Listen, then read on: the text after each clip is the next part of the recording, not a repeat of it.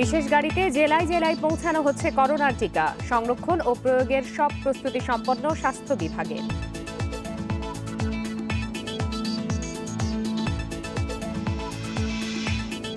দেশে hard immunity গড়তে টিকা নিতে হবে ৭০ থেকে ৮০% মানুষকে।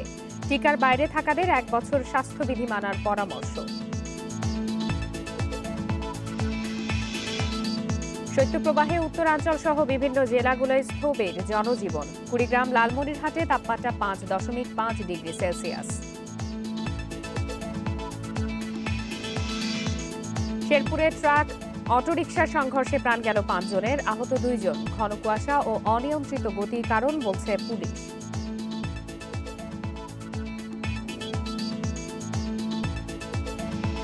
আমন্ত্রণ সমগ্র বাংলাদেশে, সাথে আছি ফারহানা লোপা। শিরোনাম জানাচ্ছিলাম, এবারে চলে যাচ্ছি বিস্তারিত খবরে। দেশের বেশ কিছু জেলায় আজও পৌঁছেছে করোনার ভ্যাকসিন। শীতাতপ নিয়ন্ত্রিত বিশেষ গাড়িতে করে ভ্যাকসিনগুলো নিয়ে যাওয়া হয়। এসব টিকা সংরক্ষণ ও প্রয়োগের জন্য জেলা পর্যায়ে সব ধরনের প্রস্তুতি নিয়েছে স্বাস্থ্য বিভাগ। পাশাপাশি টিকাদানকারীদের দেওয়া হয়েছে প্রশিক্ষণ।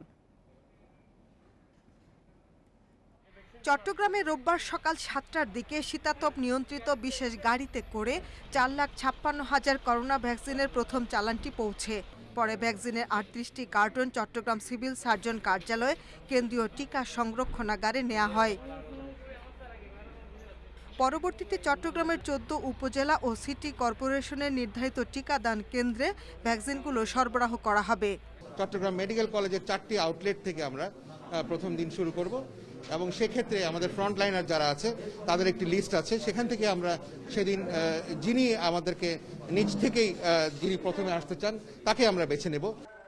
ভ্যাকসিনকোর প্রিজার্ভ ভ্যানে করে রংপুরে 17টি কার্টুনে নেওয়া হয় 2,40,000 ডোজ ভ্যাকসিন। প্রথম দফায় এই টিকা গ্রহণে প্রাধান্য দেয়া হবে মুক্তিযোদ্ধা, স্বাস্থ্যকর্মী, পুলিশ, সরকারি কর্মকর্তা ও সাংবাদিকদের। এখানে আমাদের টেম্পারেচার মেনটেন করা হবে এবং এটা সম্ভবত আগামী ৭ তারিখ থেকে ভ্যাকসিনেশন শুরু হবে। এই ৭ তারিখে ভ্যাকসিনেশন করার জন্য আমার ৬০টি উপজেলায় ৬০টি বুথ থাকবে। ফেনীতে প্রথম ধাপে ৪৮,০০০ dose vaccine civil surgeon Mir Mosharraf হোসেনের কাছে হস্তান্তর করে ভ্যাকসিনকো গ্রুপ। ভ্যাকসিন প্রয়োগের জন্য প্রস্তুত করা হচ্ছে ৬ জন করে ১৮টি টিম। জাতীয় পর্যায়ে প্রশিক্ষণ কার্যক্রম ইতিমধ্যে সম্পন্ন হয়েছে এবং জেলা পর্যায়ে প্রশিক্ষণ কার্যক্রম আগামীকাল থেকে শুরু হবে এবং ৭ তারিখের আগেই প্রশিক্ষণ কার্যক্রম শেষ হবে। সুনামগঞ্জে পৌঁছানোর পর ৮৪,০০০ ভ্যাকসিন রাখা হয়েছে জেলা ইপিআই এর স্টোর রুমে। শ্রেণীভেদ না করে করোনার টিকা সব মানুষকে দেওয়ার দাবি স্থানীয়দের। বিশেষ করে যদি হাওড় অঞ্চলে গরিব কৃষক, দিনমজুর পরিবারে এই ভ্যাকসিনটা দেওয়া হয় এবং সুষ্ঠুভাবে। কুমিল্লায় টিকা পৌঁছেছে 2,88,000 ডোজ। সিভিল সার্জন কার্যালয়, মেডিকেল কলেজ হাসপাতাল, সিটি কর্পোরেশন এবং 17টি উপজেলা হাসপাতাল কেন্দ্র থেকে এসব টিকা দেয়া হবে। এছাড়া খুলনা, সিলেট, নোয়াখালী, পঞ্চগড় সহ বিভিন্ন জেলায় পৌঁছে যাচ্ছে করোনার ভ্যাকসিন। আগামী ৭ ফেব্রুয়ারি থেকে সারা দেশে একযোগে শুরু হবে ভ্যাকসিন প্রদান কার্যক্রম। Shahnaz Parvin, independent news desk. Corona টিকা সংরক্ষণ ও প্রয়োগ নিয়ে আলোচনার জন্য এবারে লক্ষ্মীপুর থেকে আমাদের সাথে যোগ দিয়েছেন জেলা সিভিল সার্জন জনাব আব্দুল গাফফার। জনাব আব্দুল, সারির গণমাধ্যম কর্মী মোটামুটি এই হিসাবে আমাদের ৪৫,০০০ জনকে আমরা প্রথম মাসে আমরা তাদেরকে টিকা দেব। অর্থাৎ এখানে কোনো নির্দিষ্ট বয়স সীমা নেই। আপনারা তাহলে কিভাবে তালিকাটা করেছেন?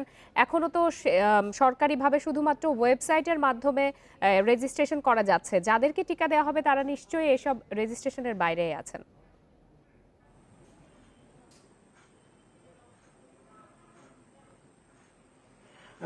না, যাদেরকে আমরা টিকা দিব তাদের রেজিস্ট্রেশনের কাজ আমরা শুরু করেছি এবং আমাদের জেলা তথ্য অফিস বিশেষ করে উপজেলা যে আছে আইটিসি যে উইংস আছে তাদের মাধ্যমে এবং ইউনিয়ন পর্যায়ে ইউডিসি অর্থাৎ ইউনিয়ন ডিজিটাল সেন্টার এইগুলা সহায়তায় যে যারা টিকা নেবেন তারাই অ্যাকচুয়ালি এই ফর্মটা পূরণ করবেন।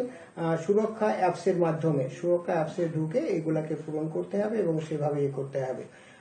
আমাদের জেলাতে আমরা যে 45,000 জনকে টিকা দিব তাদের পূর্ণ লিস্ট আমরা তৈরি করে ফেলেছি এবং এটা অলরেডি আমরা যাদেরকে টিকা দিব তাদেরকে রেজিস্ট্রেশন আমরা শুরু করেছি। এর মধ্যে আমরা অধিকাংশ অফিসে তাদেরকে জানিয়ে দিয়েছি তারা যেন নিজেরা এইগুলাকে রেজিস্ট্রেশনের আন্ডারে নিয়ে আসে এবং রেজিস্ট্রেশন কার্ড তারা আগে থেকে সংগ্রহ করে। রেজিস্ট্রেশন কার্ড সংগ্রহ করার পরে আমরা আশা করছি যে 7 তারিখের ভিতরে আমাদের এগুলো সম্পূর্ণ হবে। এছাড়া আমরা আমাদের যে সকল কর্মীরা এই টিকা দিবেন তাদেরকেও বিভিন্ন পর্যায়ে আমরা ট্রেনিং শুরু করেছি এবং আমরা আশা করছি 7 তারিখের মধ্যে আমাদের সকল প্রস্তুতি সম্পূর্ণভাবে সম্পন্ন হবে। জনাব আব্দুল গাফফার, এই যে ওয়েবসাইটে বা অ্যাপের মাধ্যমে রেজিস্ট্রেশন করতে হবে, গ্রাম পর্যায়ে তো অনেক মানুষ আসলে তথ্য প্রযুক্তির সাথে সম্পৃক্ত নন, তাদেরকে আসলে কিভাবে এই কর্মসূচিতে আপনারা সংযুক্ত করতে চাচ্ছেন?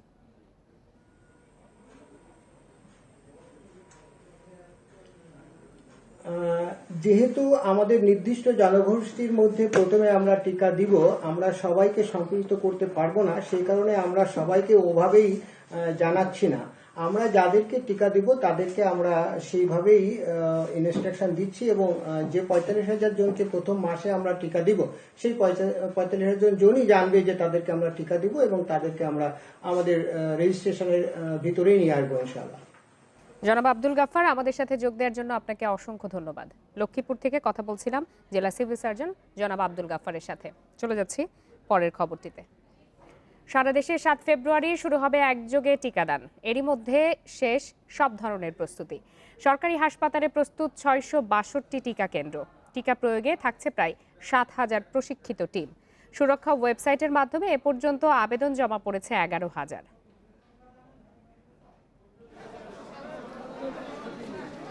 বিশ্বের 54তম দেশ হিসেবে টিকা কর্মসূচির উদ্বোধন হয়েছে বাংলাদেশে। পরীক্ষামূলক টিকা কর্মসূচিও শেষ।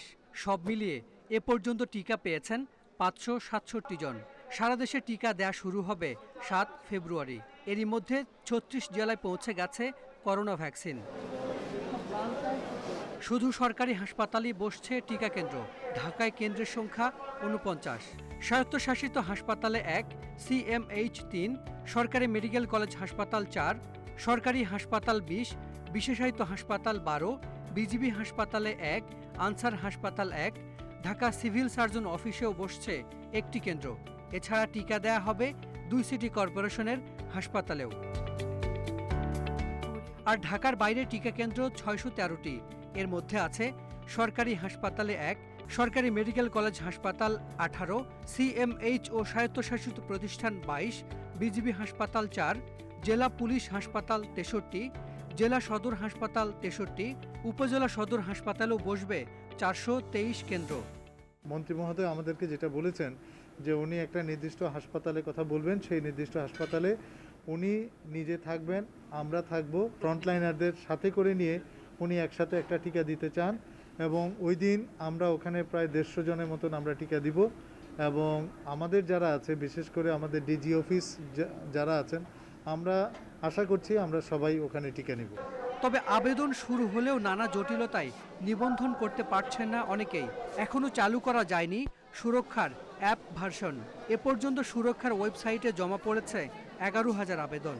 যে অ্যাপটি মাত্র 27 তারিখে খুলেছে এবং এটা ব্যবহার করতে গেলে আপনাদের কাছ থেকে কিছু কিছু ফিডব্যাক আসবে এবং আমরা যারা ব্যবহার করছে অ্যাপ বলা উচিত না, আসলে এখন পর্যন্ত ওয়েব পোর্টালের মাধ্যমে হচ্ছে, তার পরিপ্রেক্ষিতে এই প্রবলেমগুলোর সলিউশনগুলো সব বের করা হচ্ছে। স্বাস্থ্য অধিদপ্তর বলছে টিকা প্রয়োগে কাজ করবে 6,990টি টিম। ব্যবহার করা হবে না নিয়মিত টিকা কর্মসূচির কেন্দ্র ও জনবল। আলাদা প্রশিক্ষণ প্রাপ্ত জনবল দিয়েই চলবে করোনা টিকা কর্মসূচি। Hasan Misbah, independent news, Dhaka. Hard immunity গড়ে উঠতে 70 থেকে 80% মানুষকে টিকা নিতে হবে। তখনই দেশের সব মানুষকে করোনা ঝুঁকিমুক্ত বলা যাবে। কিন্তু অন্তঃসত্ত্বা 18 বছরের কম বয়সীদের টিকা না দেয়ায় টিকার বাইরে থাকছে 7 কোটি মানুষ। এদের সুরক্ষায় আরও অন্তত 1 বছর স্বাস্থ্যবিধি মেনে চলার পরামর্শ বিশেষজ্ঞদের। বাংলাদেশের 37% জনগোষ্ঠী 18 বছরের কম বয়সী হওয়ায় করোনা টিকা পাবে না। এছাড়া বিশ্ব স্বাস্থ্য সংস্থার নির্দেশনা অনুযায়ী ক্যান্সার রোগী, মুমূর্ষ বা শয্যাশায়ী ও অন্তঃসত্ত্বাদের টিকা দেয়া হবে না। সব মিলিয়ে প্রায় 7 কোটি বাংলাদেশি টিকার বাইরে থাকছে। আরএনএ ভ্যাকসিনগুলোর ট্রায়াল চলতেছে, চাইনিজ ভ্যাকসিনের ট্রায়াল চলতেছে 1 থেকে 12 বছর বয়সী শিশুদের দেওয়ার জন্য। এই রেজাল্ট পর্যন্ত আমাদের অপেক্ষা করতে হবে। এই 1 থেকে 12 বছর শিশুদের যদি দেওয়া যায় এবং সেই ক্ষেত্রে যদি এটা ভ্যাকসিনটা যদি কার্যকরী হয় তখন আমরা দিতে পারবো। বিশেষজ্ঞরা জানান, এত মানুষ টিকার বাইরে থাকলে হার্ড ইমিউনিটি গড়ে ওঠা কঠিন। শতকরা 80% টিকা যদি আমরা দিই তাহলে 65 থেকে 70% মানুষ টিকা তাদের দেহে টিকা কার্যকরী হবে। আমরা একটা পপুলেশন ইমিউনিটি বা জনগোষ্ঠী ভিত্তিক প্রতিরোধ ক্ষমতা আমরা অর্জন করতে পারবো। এই লক্ষ্য নিয়েই কিন্তু আমরা ন্যাশনাল ভ্যাকসিন ডিপ্লয়মেন্ট প্ল্যানে শতকরা 80% মানুষ পর্যন্ত টিকার সেই ব্যবস্থা আমরা করেছি।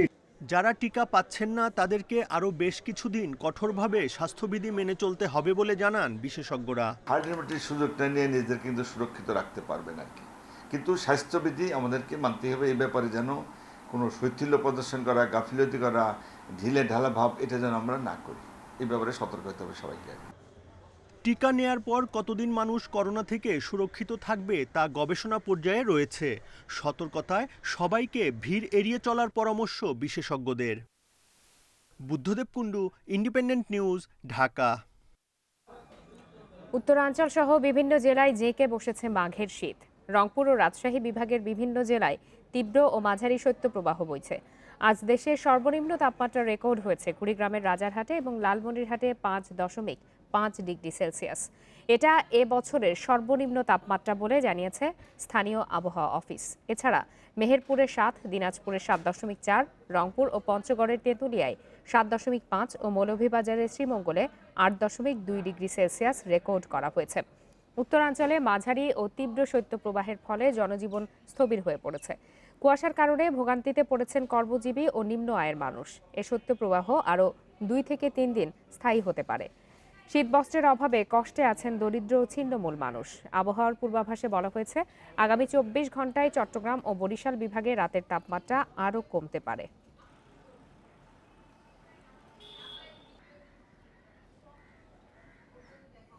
শীত পরিস্থিতি নিয়ে আরও জানাতে এবারে কুড়িগ্রাম থেকে যোগ দিয়েছেন সহকর্মী আব্দুল খালেক। আব্দুল খালেক, আজ তো কুড়িগ্রামে এ বছরের সর্বনিম্ন তাপমাত্রা রেকর্ড করা হয়েছে 5.5 ডিগ্রি সেলসিয়াস। এই তীব্র শীতে জনজীবনের কি অবস্থা এবং এই শীত যাতে নিবারণ করতে পারেন দরিদ্র মানুষেরা, সেজন্য প্রশাসন বা স্থানীয় জনপ্রতিনিধিরা কোনো ধরনের ব্যবস্থা নিয়েছেন কিনা, শীত বস্ত্র বিতরণ করেছেন কিনা?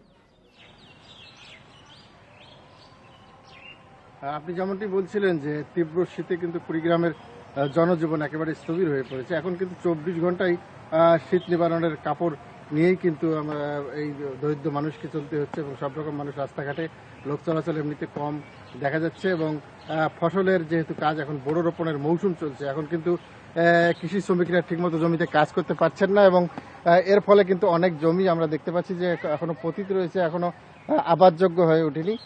বিশেষ করে বোরো রোপণের জন্য যে চারা তুলতে হয় এবং বোরো রোপণ করতে হয়, সেই কাজগুলো কিন্তু অত্যন্ত ঠান্ডায় কাদা পানিতে করতে গিয়ে অনেক দিনমজুর কিন্তু অসুস্থ হয়ে যাচ্ছে। পাশাপাশি আমি কিন্তু আজকে কুড়িগ্রাম সদর হাসপাতালে খবর নিয়েছি, সেখানে চিকিৎসক আমাকে জানিয়েছেন যে এখন ডায়রিয়া এবং নিউমোনিয়া আক্রান্ত রোগীর সংখ্যা দ্বিগুণেরও বেশি হয়ে গেছে। যেখানে ডায়রিয়া রোগীর জন্য 12টি বেড সংরক্ষিত রয়েছে, সেখানে আজকে কিন্তু আমরা খবর নিয়ে জেনেছি যে 26 জন রোগী কিন্তু সেখানে চিকিৎসাধীন রয়েছে। পাশাপাশি নিউমোনিয়া আক্রান্ত শিশুদের সংখ্যাও কিন্তু দিনে দিনে বৃদ্ধি পাচ্ছে এবং এই পরিস্থিতি যদি অব্যাহত থাকে, শীতের পরিস্থিতিতে চিকিৎসকরা আশঙ্কা করছেন যে রোগীর সংখ্যা আরও বাড়বে। আর আপনি যেটি বলছিলেন যে শীত বস্ত্র, শীত নিবারণের জন্য যে শীত বস্ত্র, সেটি কিন্তু বেশ কিছুদিন ধরে প্রশাসনের পক্ষ থেকে সে ধরনের কোনো কার্যক্রম নেই।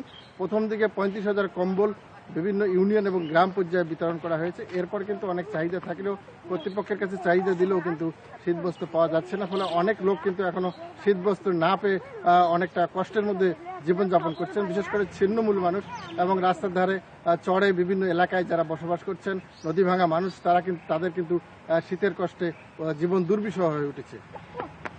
কুড়িগ্রাম থেকে শীতের তীব্রতা এবং এর প্রভাব নিয়ে জানাচ্ছিলেন আমাদের সহকর্মী আব্দুল খালেক।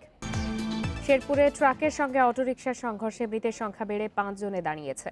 দুপুরে গুরুতর অবস্থায় একজনকে ময়মনসিংহ মেডিকেলে নেয়ার পথে মারা যান। এর আগে সকালে ঝিনাইগাতি শেরপুর সড়কের মির্জাপুর এলাকায় এই দুর্ঘটনায় অটোরিকশার 4 যাত্রী ঘটনাস্থলেই মারা যান। আহত 2 জন হাসপাতালে ভর্তি রয়েছেন। পুলিশ জানায় সকালে ঘন কুয়াশা এবং যানবাহন দুটির অনিয়ন্ত্রিত গতির কারণে এই দুর্ঘটনা ঘটে থাকতে পারে। দুর্ঘটনার পর ঘটনাস্থলেই মারা যান অটোরিকশার 4 যাত্রী। আহত 3 জনকে উদ্ধার করে নেওয়া হয় শেরপুর জেলা হাসপাতালে। অবস্থার অবনতি হলে একজনকে ময়মনসিংহ মেডিকেলে নেয়ার পথে মারা যান। দুর্ঘটনার পর ট্রাকটি জব্দ করা হয়েছে, তবে চালক পালিয়ে গেছে। এছাড়া লক্ষ্মীপুর সদর ও রায়পুর উপজেলায় সড়ক দুর্ঘটনায় 2 জন নিহত এবং 4 জন আহত হয়েছেন।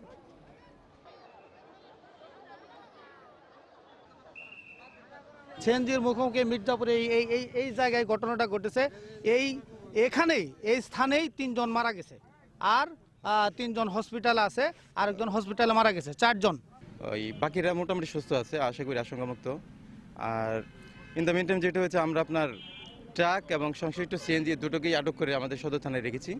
তো যথাযথ আইনগত চট্টগ্রাম নগরীর জলাবদ্ধতা নিরসন, দখল হওয়া খাল উদ্ধার সহ নানা উন্নয়নে সবাইকে সাথে নিয়ে কাজ করতে চান নবনির্বাচিত সিটি মেয়র রেজাউল করিম চৌধুরী।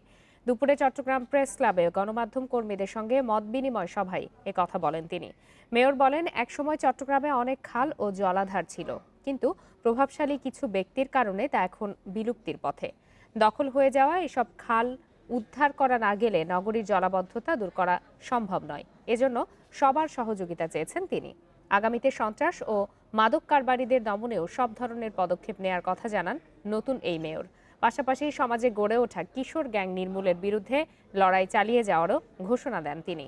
এ সময় শিক্ষা উপমন্ত্রী ব্যারিস্টার মহিবুল হাসান চৌধুরী নওফেল, নগর আওয়ামী লীগের সহসভাপতি অ্যাডভোকেট ইব্রাহিম হোসেন বাবুল উপস্থিত ছিলেন। খাল করতে হবে, পুরানো অনেক খাল ভরাট হয়ে গিয়েছে, অনেক প্রভাবশালী সেই খালগুলো দখল করে নিয়েছে, অনেকের স্থাপনা করেছে। আমরা অনেক প্রভাবশালীদের উপর হাত দিতে পারি না। আমি কিন্তু ব্যক্তিগতভাবে এই ব্যাপারে কঠোর অবস্থানে যেতে চাই।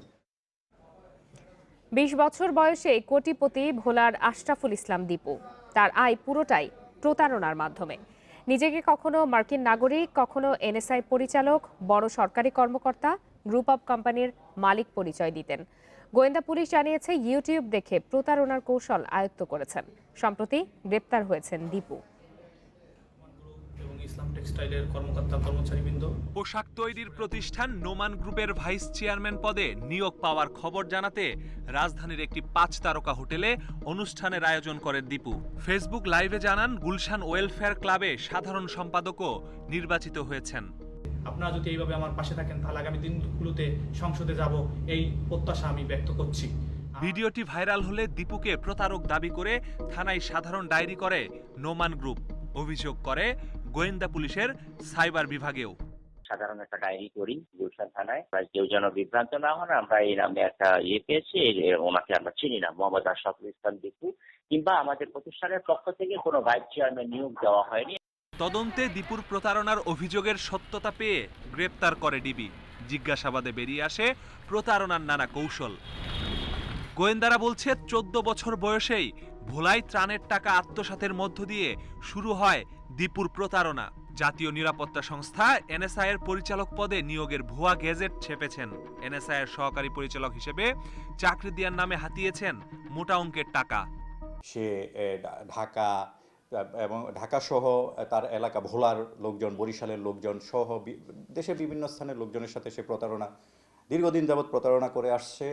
করোনায় অসহায় মানুষকে সহায়তার নামে মানবিক টিম নামে সংগঠন তৈরি করে প্রবাসীদের কাছ থেকে হাতিয়ে নেন লাখ লাখ টাকা। তার নামে কোটি কোটি টাকা বরাদ্দ আছে এমন চেক দেখিয়েও করেন প্রতারণা। অনলাইনের যে প্রতারণাটুকু সে এত ভালোভাবে এই বয়সে সে রপ্ত করতে পেরেছে। আমরা যেটা ধারণা করছি যে ভবিষ্যতে হয়তো তাকে যদি আমরা এখনই লাগাম টেনে না ধরতে পারতাম, সে হয়তো আরো বড় ধরনের একজন রাষ্ট্রীয় প্রতারক হিসেবে সে বিবেচিত হতো। প্রতারণার ফাঁদ পাততে দীপু চলাফেরা করেন নামি ব্র্যান্ডের ভাড়া করা গাড়িতে। তার হাত থেকে রেহাই পায়নি গাড়ির চালকরাও। ওরে প্রধানমন্ত্রী কার্যালয়ে চাকরি দিবে, সেই ক্ষেত্রে আমার কাছ থেকে 30,000 টাকা নেওয়ার পরে এখন দেখি সে প্রতারক। দীপুর মতো প্রতারকদের বিষয়ে সবাইকে সতর্ক থাকার পরামর্শ পুলিশের। Masudur Rahman, independent news, Dhaka. নানা সংকটে ঢুকছে পার্বত্য চট্টগ্রাম উন্নয়ন বোর্ডের ব্যবস্থাপনায় পরিচালিত খাগড়াছড়ির রাবার বাগান প্রকল্প। সময়ের সাথে সাথে উৎপাদনের পাশাপাশি কমেছে রাবারের দামও। সব মিলিয়ে প্রকল্পের ভবিষ্যৎ নিয়ে দেখা দিয়েছে অনিশ্চয়তা। এছাড়া চুক্তিতে প্রকল্পের চাষিদের ৩০ বছর পর ভূমি বন্দোবস্ত দেওয়ার কথা ছিল, তবে ৪০ বছর পেরিয়ে গেলেও ভূমি না পাওয়ায় ক্ষুব্ধ তারা। পার্বত্য চট্টগ্রাম উন্নয়ন বোর্ডের অধীনে ক্ষুদ্র নৃগোষ্ঠীর আর্থ সামাজিক উন্নয়নের লক্ষ্যে ১৯৭৯-৮০ অর্থ বছরে খাগড়াছড়িতে চালু হয় রাবার বাগান প্রকল্প। এর আওতায় রাবার চাষে যুক্ত করা হয় প্রায় ৩৩০০ পরিবারকে। চুক্তি অনুযায়ী প্রকল্পের ৩০ বছর পূর্ণ হওয়ার পর প্রত্যেক রাবার চাষির নামে ৬.২৫ একর করে উঁচু ভূমি বন্দোবস্ত দেওয়ার কথা, তবে নানা জটিলতায় এখনও তা বাস্তবায়ন হয়নি। এছাড়া প্রকল্পের অধীন বেশিরভাগ গাছের বয়স ৪০ বছর পেরিয়ে যাওয়ায় কমে গেছে রাবার উৎপাদনও। সব মিলিয়ে অনিশ্চিত ভবিষ্যতের সামনে রাবার চাষিরা। উন্নয়ন বোর্ডের অফিসে আমাদেরকে টাকাগুলো দেয় নাই, বন্দোবস্ত করার জন্য কিন্তু টাকা দেওয়ার কথা এখন দেয় নাই। এখন রবার গাছ বর্তমান আছে, রবার গাছ কোনো উৎপাদন হয় না। এই রাবার দিয়া সংসার চলে না ভালো মতো, আর অন্য একটা পদ্ধতি নিলে ভালো হবে আমার মনে হয়। সংশ্লিষ্টরা বলছেন, শুধু বাগানের উৎপাদন নয়, কমেছে আন্তর্জাতিক বাজারে রাবারের দামও। নানামুখী সংকটের কারণে ৩ বছরেরও বেশি সময় ধরে বন্ধ রাবার কারখানার কর্মকর্তা কর্মচারীদের বেতন। রাবার গাছের বয়স ৩০-এর ঊর্ধ্বে হয়ে গেছে, যার কারণে এই গাছের উৎপাদন বর্তমানে হয় না। রাবারের দাম হ্রাস পাওয়াতে এবং রাবার উৎপাদন হ্রাস পাওয়াতে আমাদের দীর্ঘ ৩৮ মাস ধরে আমরা বেতন পাচ্ছি না। পরিস্থিতি উন্নয়নে অনুৎপাদনশীল রাবার গাছ কেটে সেখানে হর্টিকালচার, মিশ্র ফলের বাগান সহ নানা প্রকল্প হাতে নেওয়ার পরিকল্পনা জানান পার্বত্য চট্টগ্রাম উন্নয়ন বোর্ডের কর্মকর্তারা। আমরা একটা হর্টিকালচার করে দিব, এখানে মধ্য, স্বল্প এবং দীর্ঘমেয়াদী। তাহলে হর্টিকালচার থেকে তারা স্বল্প এবং মধ্যমেয়াদী থেকে যে ইনকামগুলো হবে সেগুলো দিয়ে তারাও লাভবান হবে, আমরা ওই যে বকেয়া বেতনগুলো দিতে পারবো। পার্বত্য চট্টগ্রাম উন্নয়ন বোর্ডের ব্যবস্থাপনায় পরিচালিত রাবার বাগান প্রকল্পের আয়তন প্রায় ১৩,২০০ একর। Independent news desk. আমদানির খবরে কিছুদিন চালের দাম কমলেও আবারও তা বাড়তে শুরু করেছে। সপ্তাহের ব্যবধানে মাঝারি ও মোটা চালের দাম বেড়েছে প্রায় ৪%। বাজারে আমদানি করা চালের সরবরাহ কম হওয়ায় দাম বাড়ছে বলে দাবি আড়তদারদের। অভ্যন্তরীণ ঘাটতি মেটানো এবং দাম কমাতে শুল্ক কমিয়ে ৩০০ প্রতিষ্ঠানকে চাল আমদানির অনুমতি দেয় সরকার। আমদানির খবরে গত কয়েক সপ্তাহ ধরে দাম কমতে শুরু করলেও আবারও বাড়তে শুরু করেছে চালের দাম। সরকারি সংস্থা টিসিবির হিসাবে এক সপ্তাহের ব্যবধানে মাঝারি মানের চালের দাম বেড়েছে ৪.৭৬%, মোটা চালের দাম বেড়েছে ৩.৩৭%। মিনিকেট চাল বিক্রি হচ্ছে ৬১ থেকে ৬২ টাকায়, ২৮ জাতের চাল বিক্রি হচ্ছে ৫১ থেকে ৫২ টাকা কেজি দরে। তবে স্থিতিশীল নাজিরের দর, চালের দাম আবারও বাড়তে শুরু করায় অসন্তোষ ক্রেতারা। এখানে যেটা হচ্ছে যে সিন্ডিকেশনটা আমার মনে হয় কাজ করছে সম্পূর্ণ। এটাই আসলে আমাদের সাপ্লাই সিস্টেমের যে ইনএফিসিয়েন্সি।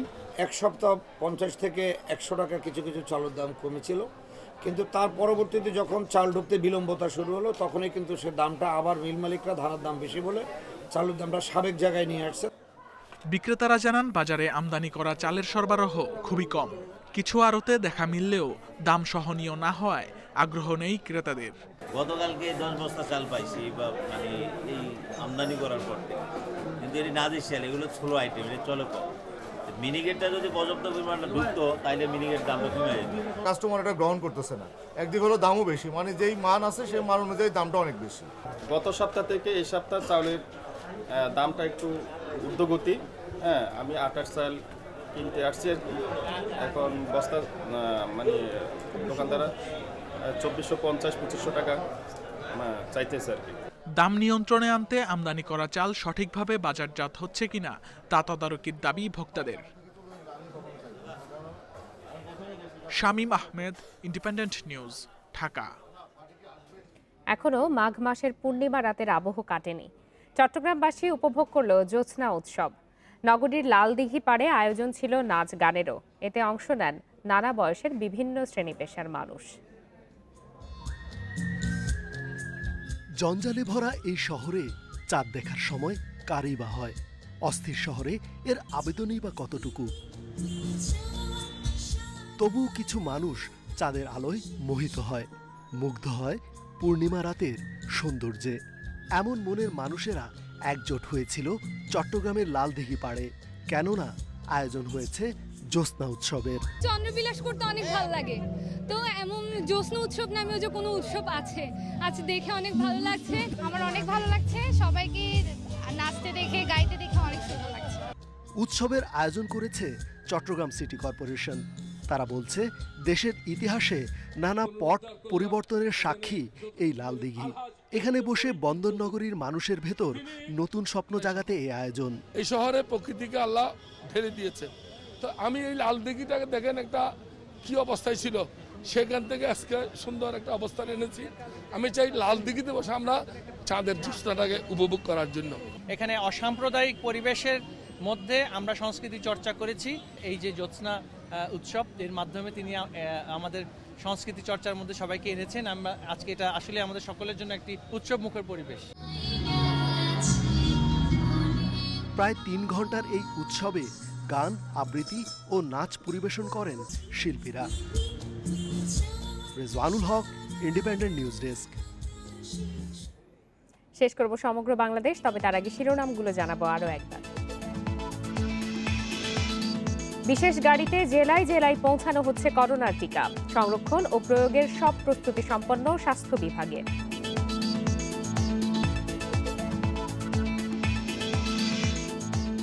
দেশে হার্ড ইমিউনিটি গড়তে টিকা নিতে হবে 70 থেকে 80% মানুষকে।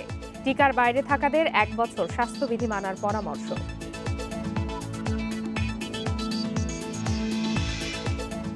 শৈত্যপ্রবাহে উত্তরাঞ্চল সহ বিভিন্ন জেলাগুলোয় স্থবির জনজীবন। কুড়িগ্রাম, লালমনিরহাটে তাপমাত্রা 5.5 ডিগ্রি সেলসিয়াস।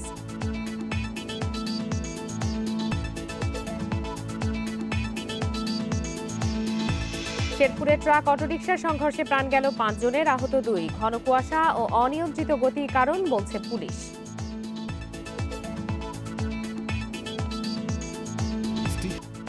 শেষ করছি আজকের সমগ্র বাংলাদেশ। ইন্ডিপেন্ডেন্ট টেলিভিশনের সব খবরের আরো বিস্তারিত জানতে চোখ রাখুন ফেসবুক, ইউটিউব বা টুইটারে। এতক্ষণ সাথে থাকার জন্য সবাইকে ধন্যবাদ।